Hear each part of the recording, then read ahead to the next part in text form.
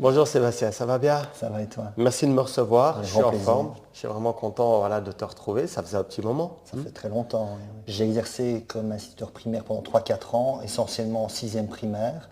Et puis j'ai décidé de continuer à me former, donc j'ai fait une formation de pédagogie de soutien. Donc pendant 3 ans, je me suis formé à la pédagogie de soutien pour les enfants en besoins spécifiques D'accord. à la haute école.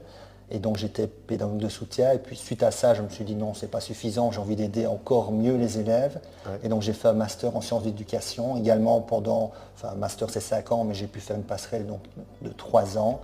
Et donc ici, je suis master sciences d'éducation. Je travaille dans les écoles de la communauté germanophone pour les enfants à besoins spécifiques. Du coup, par rapport à ça, maintenant tu t'es lancé dans l'hypnose, maintenant il y a un moment. Ça fait quelques années, oui. Qu'est-ce qui a fait finalement que tu as basculé dans l'hypnose? Est-ce qu'il y a une envie profonde qui t'a poussé à changer de cap comme ça? À la base, j'ai commencé par l'hypnose de spectacle. Donc D'accord. j'étais ado, je faisais de l'hypnose de spectacle, on allait en rue, on tentait des choses. Et puis je me suis rendu compte effectivement que tiens, ça fonctionne du tonnerre ce truc-là. Bien sûr. Comment est-ce que je peux l'exploiter pour aider les gens? Et donc petit à petit, j'ai basculé vers l'hypnose thérapeutique. J'ai fait un ensemble de formations. Moi, ma spécialité, c'est pas un domaine particulier, c'est vraiment je fais de tout. Pour moi, l'hypnose, c'est une technique, mais il y a un ensemble de techniques, il y a plein de techniques différentes. Et moi, j'essaye de m'adapter vraiment. C'est ça. Tu poseras tes questions après, je pars dans tous les sens. Mais j'essaye vraiment de m'adapter à la personne qui est en face de moi.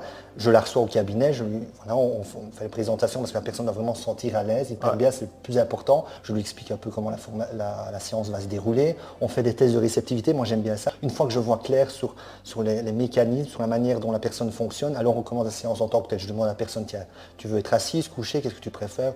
Ferme les yeux, je fais des petites choses, je regarde, là elle répond bien, je sais autre chose, non là ça répond pas. Et puis on adapte petit à petit, on met la personne en situation d'hypnose, tac, elle est dedans, et on travaille sur la problématique. J'essaye des choses, je me dis non, ça convient pas, et je tâtonne, et on trouve toujours une manière d'aider la personne. Et ici j'ai un délai de 3 mois et demi, plus ou moins d'attente. Ça aide tellement bien les gens que j'ai quelqu'un, puis je vais avoir le cousin, le frère, la sœur, et puis voilà. Et j'essaye aussi de sélectionner quand je vois que la personne a envie, mais qu'elle n'est pas. Je prends l'exemple de la cigarette, par exemple. La personne veut venir pour arrêter de fumer, mais je sens qu'elle n'est pas réellement prête à arrêter de fumer. Moi, je ne suis pas magicien, je vais développer des outils, je vais l'aider à arrêter de fumer. C'est ça. Enfin, de se libérer de tout ça, parce qu'on ne parle pas d'arrêt en hypnose, mais de se libérer de cette cigarette pour retrouver vraiment cette liberté fondamentalement importante pour elle. Eh bien, elle va se libérer de tout ça, mais si elle ne veut pas en amont se libérer de la cigarette, je ne peux rien faire, je ne suis pas magicien. Et donc moi, vu que j'ai un délai assez long, je me focalise sur les personnes qui veulent réellement être aidées. C'est ça. Et avancer. Ça, c'est hyper important. Ouais. Je sais bien que tu as plein de conseils que tu vas partager après. On fait une présélection. Alors, ça ne veut pas dire que tout le monde ne mérite pas d'être pris en charge. Alors, on n'en met pas de côté, c'est pas ça.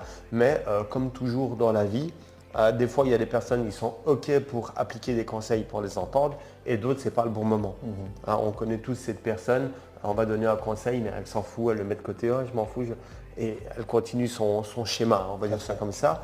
Et ici, effectivement, c'est judicieux, surtout quand tu as un agenda sur 3-4 mois. Quel est le tarif d'une session d'hypnose chez toi? Combien est-ce que tu demandais avant? Combien est-ce que tu demandes maintenant? Il y a 3 ans, c'est vraiment quand j'ai lancé mon cabinet. Et donc je me suis dit, voilà, les 10, 15, 20 premiers clients, je vais le faire gratuitement.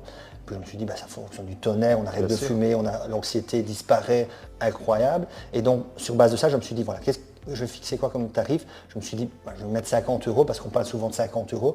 On met 50 €. Quelques mois après, j'ai augmenté mes tarifs à 79 €. Et puis, j'ai encore augmenté, j'étais à 149 €. J'avais toujours énormément de patients. Mais le problème, c'est que j'avais des patients au niveau socio-économique, c'était des patients qui avaient effectivement beaucoup d'argent, qui étaient aisés. Et je me suis dit, effectivement, je veux gagner ma vie, mais je veux aider tout le monde. Je veux rester accessible auprès de l'ensemble de la population. Et donc, je me suis dit, non, ça, c'est pas moi, ça ne me correspond pas. Et donc, j'ai redescendu mes tarifs. Moi, ma vie, je la considère vraiment, tout ce que je fais, c'est en termes de temps. Et donc, par exemple, j'ai un jardinier qui vient chez moi. Ce jardinier, je le paye. Et bien, cette somme, j'ai travaillé 1 heure, je vais payer un jardinier. Parce que moi, le jardinage, c'est pas mon domaine, c'est pas quelque chose que j'affectionne. Et moi, j'aime bien profiter de la vie, j'aime bien faire des choses que j'adore, comme l'hypnose, par exemple. Et donc, je vais prendre un jardinier qui va faire un métier qu'il adore. Et donc, je vais le payer. Et lui, effectivement, il va avoir son argent, il va s'amuser. Moi, je vais faire de l'hypnose à côté, je vais m'amuser et je vais le payer pour ce travail. Beaucoup d'amis, des personnes de la famille me disent, arrête un peu de calculer en termes d'heures. Oui, tu fais une séance et puis tu utilises cet argent-là pour rémunérer une personne. Arrête de calculer. Mais non, moi, je trouve que cette manière de fonctionner est pertinente. Pas forcément tout calculer en termes d'heures, mais je le disais justement dans une autre interview avec Marie, le temps qui passe ne passe qu'une fois. Tout à fait. C'est le bien le plus précieux qu'on a. Alors on peut tout acheter, hein. J'ai acheté cette chemise, la voiture, cette caméra là qui nous filme, je l'ai acheté avec de l'argent, mais cet argent, je l'ai eu en échange de temps de travail. Certains c'est en échange de temps d'allocation et finalement ce temps-là, il vaut de l'argent. Et c'est pourtant la seule chose qu'on ne s'est jamais racheté. Quand on comprend ça, on se rend compte que tout ce qu'on achète sur cette planète, on l'achète pas avec de l'argent, mais avec du temps de vie. Et quand on comprend ça, je sais que tu veux encore nous donner quelques petits conseils, hein, mais on va attendre un petit peu pour remplir un agenda parce que sur 3 mois et demi de temps, c'est pas mal.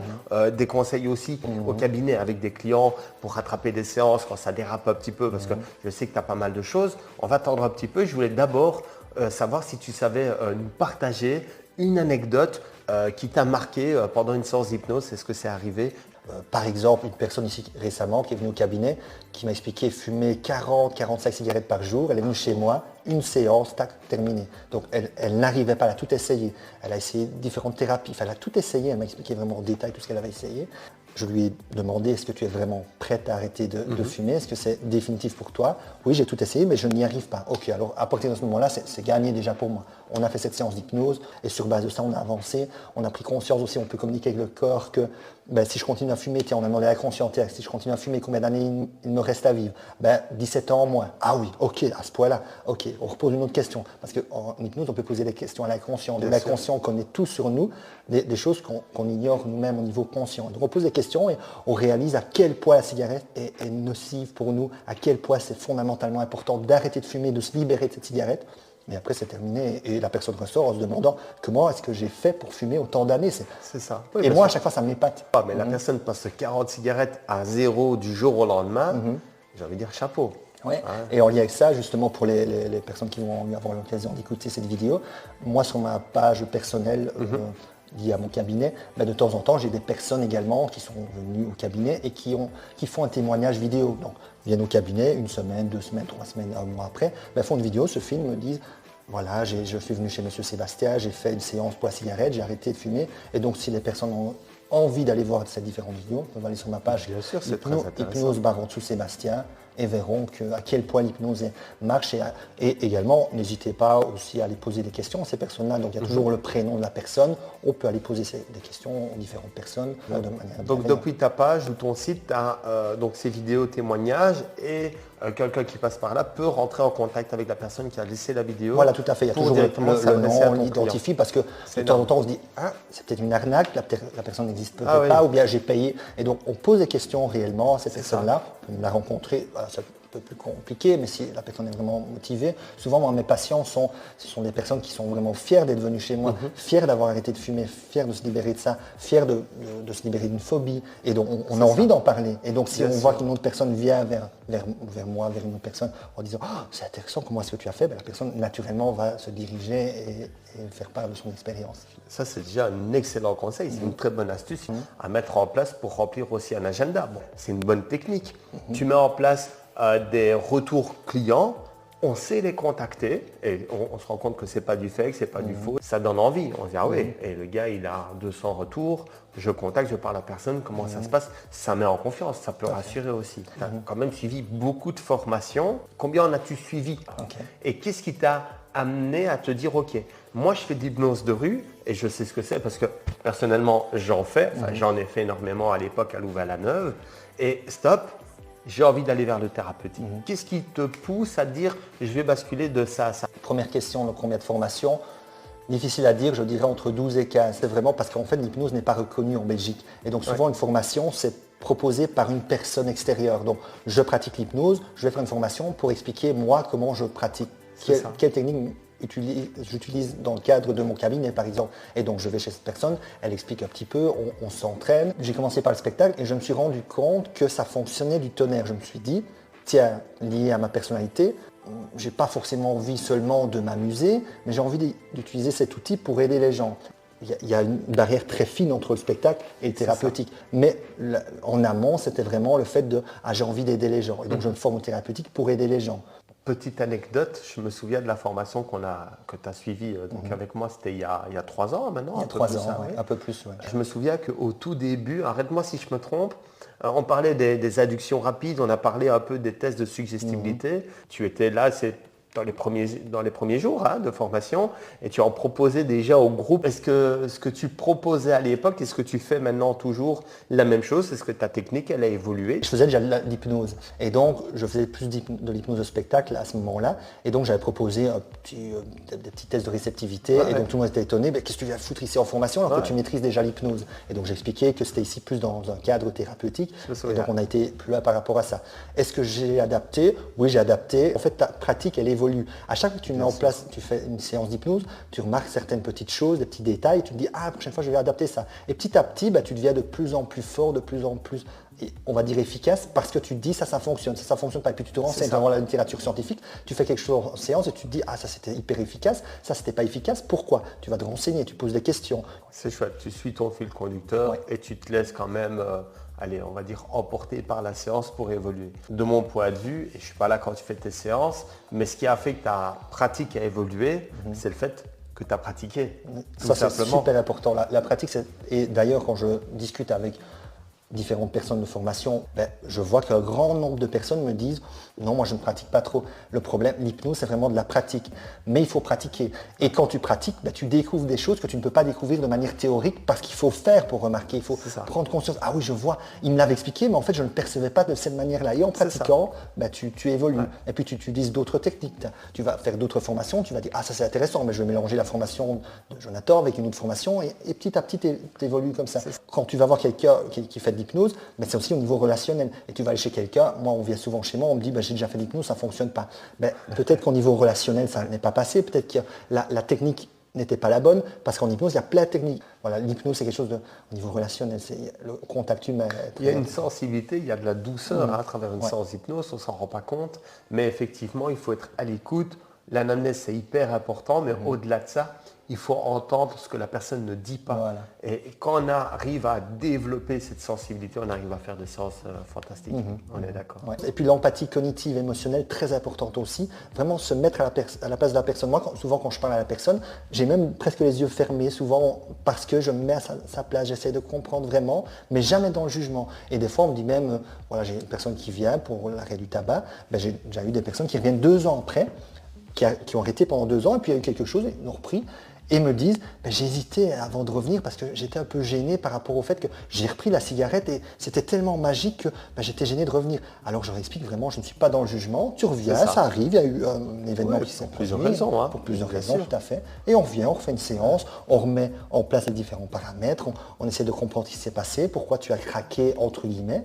Et on se libère de la cigarette une deuxième fois et là, cette nouvelle vie commence. Je parle toujours d'une nouvelle vie aussi. Après une séance d'hypnose, pour moi, c'est une nouvelle vie qui commence.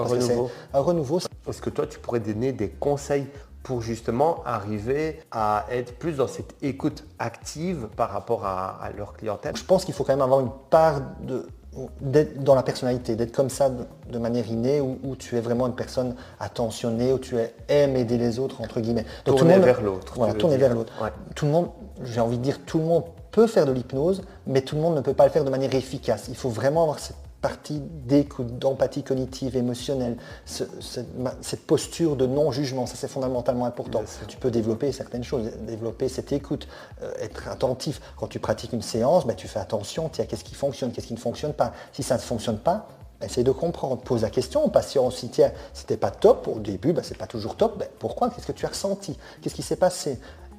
Il va t'expliquer, j'étais pas dedans parce qu'il y a eu ça, il y a eu ça.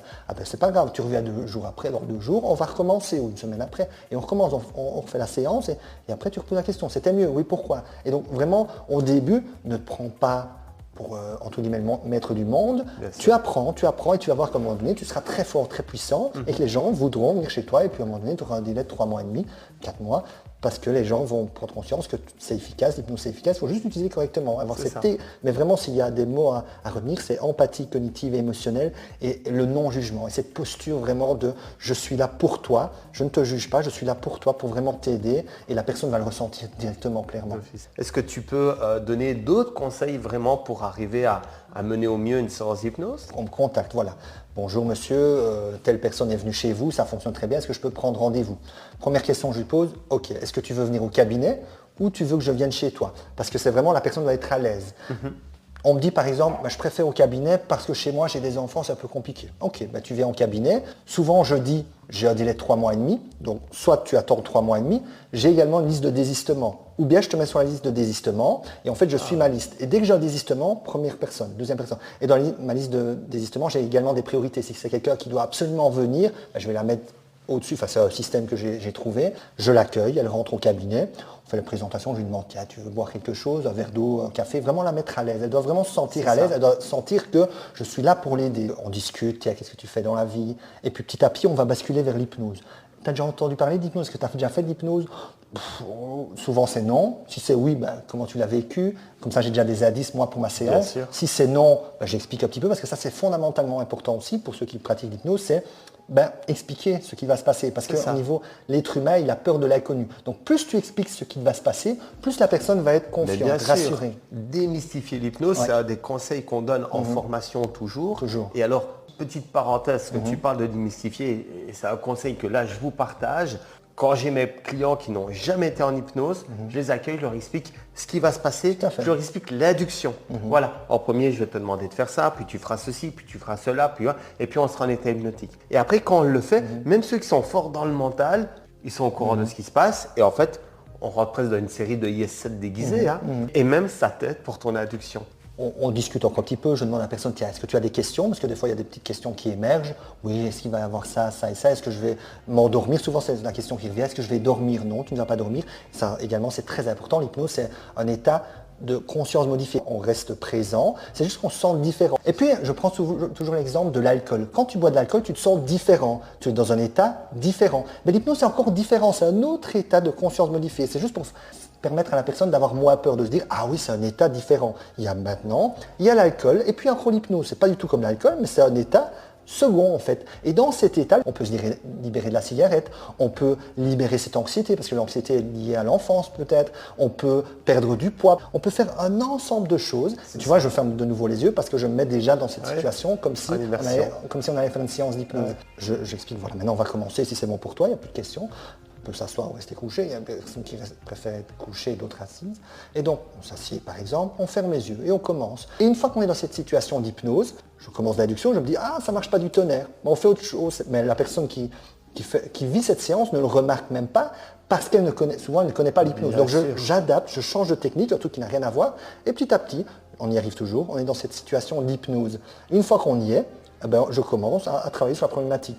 Et là, de nouveau, en amont, je ne sais jamais ce que je vais faire. J'essaye des choses et elle réagit pas. L'inconscient accepte la suggestion ou ne l'accepte pas. Si ce n'est pas accepté, c'est pas grave, on se dirige vers autre chose. Donc, en hypnose, c'est tellement vaste qu'on y arrive toujours. Quand tu dis que tu ne sais pas ce que tu vas faire, ça pourrait être interprété de manière différente. Ouais. Tu es en freestyle, en improvisation totale, ou alors pas du tout. Tu improvises par rapport à tous les scripts que tu connais et que tu ne sais pas ce que tu vas faire, tu ne sais pas quel script parmi tous ceux que tu connais que tu vas utiliser. Donc effectivement, en hypnose, il y a différents scripts pour les personnes qui nous écoutent. Il y a plein de scripts. Mais moi, ce que j'aime bien faire, c'est inventer des scripts en lien avec la vie de la personne. Donc elle va m'expliquer sa vie, tac. Et moi, je vais faire un script, peut-être connu, peut-être je vais inventer quelque chose. Et donc on va partir là-dedans. En lien avec ce que je vais observer, je vais faire autre chose après. Et on y arrive toujours. Il y a 2 personnes sur 10 en général qui me disent c'est bizarre, j'avais les yeux fermés, je me sentais à l'aise, relaxé, apaisé, mais je n'avais pas de sensation particulière. Et au début, ça me posait question, je me disais, c'est bizarre, l'hypnose, on doit ressentir des choses. Et alors de nouveau, il y a la littérature scientifique, j'ai été lire, et en fait l'hypnose, les sensations extraordinaires, en fait c'est juste une conséquence de l'état hypnotique. Mais certaines personnes ne ressentent pas cette conséquence parce que c'est un phénomène naturel, et donc il n'y a pas cette conséquence de ce ressenti de je vole au plafond, je me sens lourd. Mais ce n'est pas parce qu'on ne ressent pas ça qu'on n'est pas efficace. Donc même ces personnes-là qui ne ressentent rien, arrêtent de fumer, se libèrent de la cigarette, se ressentent être moins anxieux, etc. Des fois, on se sent un peu mieux, mais il faut revenir une 2e séance pour aller encore plus loin, ou 3e séance. Moi, je ne reçois jamais les patients 10 fois. C'est entre 1 et 3 séances. En hypnose, ce n'est pas 10 fois. On est d'accord. Donc, souvent, c'est une séance, mais quand c'est plus conséquent, quand il y a un trouble assez important, alors c'est 2-3 séances. Bien sûr. J'ai une fois fait 4 séances, mais je n'ai jamais été plus loin. Après 4 séances, c'est toujours... Et on se pose la question de se dire, tiens, est-ce que c'est aussi efficace? La réponse, elle est là, oui. Quel est le plus grand défi en hypnose auquel tu as été confronté? Pour moi, le mot défi n'est pas bien choisi dans la mesure où effectivement au début c'était des défis parce que tu es frustré, tu te dis souvent quand tu vois l'hypnose à la télé, il y a ça, wow, c'est extraordinaire.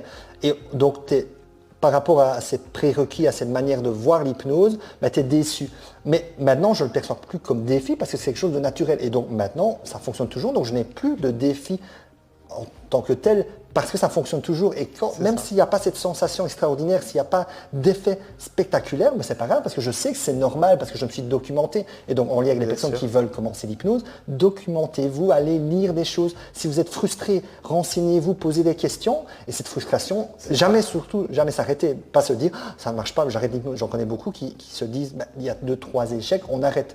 Mais non, tu continues et tu vas voir que tu vas t'améliorer. Tu t'amuses de plus en plus, parce que tu sais que ça fonctionne à chaque fois. Et tu adaptes et tu deviens meilleur, et plus tu pratiques et tu t'améliores de jour en jour, et puis il n'y a plus de défis et tu y vas comme si tu allais te promener dehors et tu as envie de faire de l'hypnose, tu vas faire de l'hypnose parce que tu adores ça, tu as envie d'aller te promener dehors, tu vas te promener parce que tu adores ça, mais c'est pareil, sauf que l'hypnose t'es rémunéré, et donc c'est comme si c'était pour moi un loisir, mais en plus de ça je suis payé, et donc c'est extraordinaire. Et donc vraiment pour les personnes qui ont envie de se lancer, s'il y a des questions on peut me contacter, ou bien Jonathan, quelqu'un d'autre, mais n'hésitez pas d'ailleurs à contacter, il y a plein de personnes qui font de l'hypnose, qui font de l'hypnose très bien, d'autres un peu moins bien, mais je pense que tout le monde peut faire de l'hypnose correctement s'il y a une certaine empathie cognitive, un respect, et qu'on pratique. En pratiquant, on devient très bon.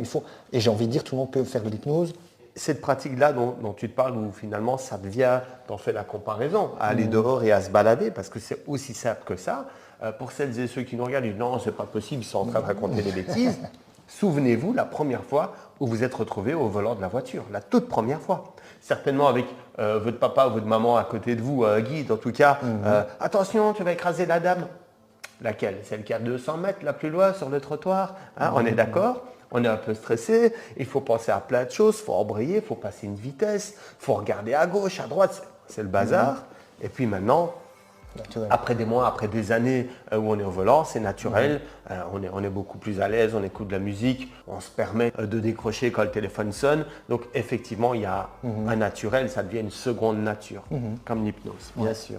Et moi, ma philosophie, c'est la suivante. Je me dis toujours, la vie est courte. Je me dis, dans 60 ans, je ne serai plus sur Terre.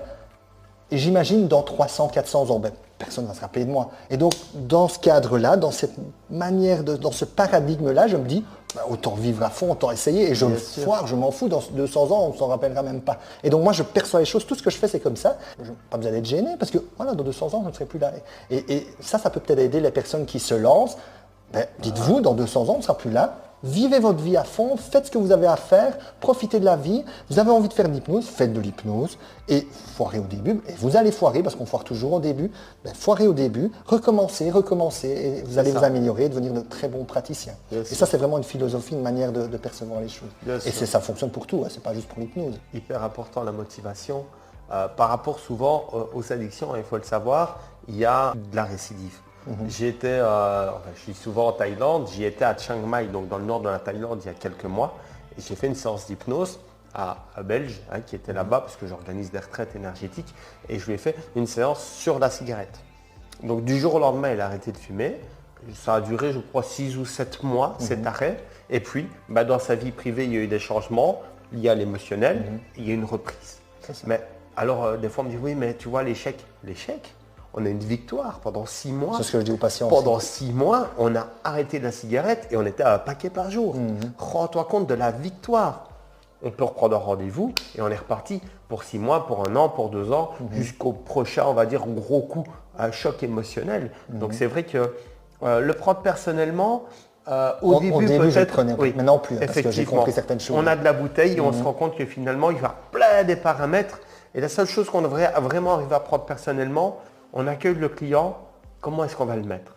Parce qu'il y en a, ils sont stressés, ils appréhendent. Souvent, et si finalement on n'arrive pas à briser la glace, à détendre l'atmosphère, alors ça pourrait être ici notre personne qui est responsable, j'ai envie de dire, c'est nous qui sommes responsables de ne pas arriver à le mettre bien, ce client, cette personne qui a besoin de nous, mais théoriquement ça se fait assez vite. C'est la seule chose que je pourrais prendre personnellement. J'ai eu un patient une fois qui est venu qui était hyper stressé et je l'ai ressenti tout de suite, je lui ai dit, tu sais quoi, aujourd'hui tu ne payes pas, on va discuter.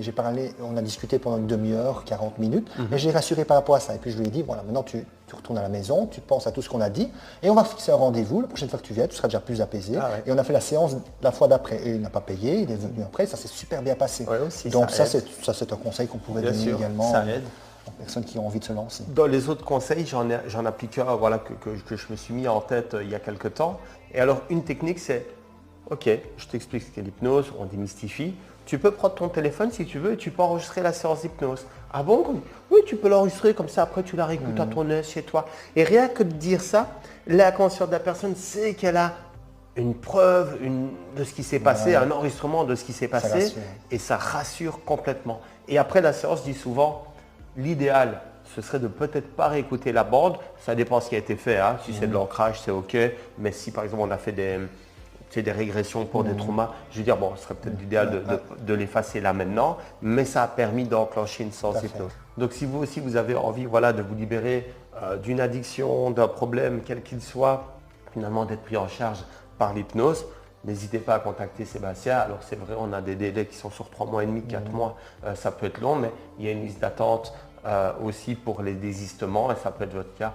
Voilà, ici on est à Welkenrad, c'est ça? Après je me déplace aussi, je vais de temps en temps à Liège. Moi ce que je fais régulièrement aussi, c'est quand je fais du domicile, je vais par exemple à Sera, Liège, j'essaye de mettre 3-4 patients de la même zone géographique parce que je n'ai pas envie de dire à toutes les personnes de Liège, de Sera, non, moi je suis de Welkenrad, tu ne sais pas te déplacer, tu n'as pas de voiture, tant pis pour toi, je cherche ailleurs. Non, j'essaie toujours avec cette posture dont je parlais tout à l'heure, de trouver une solution pour permettre à la personne de me rencontrer. N'hésitez pas si vous avez des questions, vous pouvez m'écrire, je réponds toujours. Et ce que je dis toujours à un patient aussi, après la séance, peut-être un autre conseil que vous pouvez donner à vos patients, c'est parce que souvent les patients n'ont pas de questions après la séance, tu peux me contacter quand tu veux. Souvent les patients te écrivent un petit message 2, 3, une semaine après. Je leur dis toujours, étant donné que j'ai énormément de messages, je réponds toujours, mais pas toujours directement. Ça, toujours le dire aussi aux patients, je réponds parce que je suis là pour toi, pas tout de suite. Si je ne réponds pas tout de suite, tu sais bien que c'est parce que je suis un peu débordé. Bon, ce n'est pas ma force non plus de m'organiser quand tu as plein de rendez-vous comme ça, mais dire vraiment au patient, je reviens vers toi, n'hésite pas, tu reviens avec moi quand tu veux. Tu me poses même des questions tous les jours, tu n'hésites pas. Moi, je répondrai à toutes tes questions. Ça, c'est important aussi. Bien sûr. Je te remercie beaucoup pour tes conseils, pour ton temps et pour cette expérience que tu as partagée. Avec grand plaisir. Merci à toi.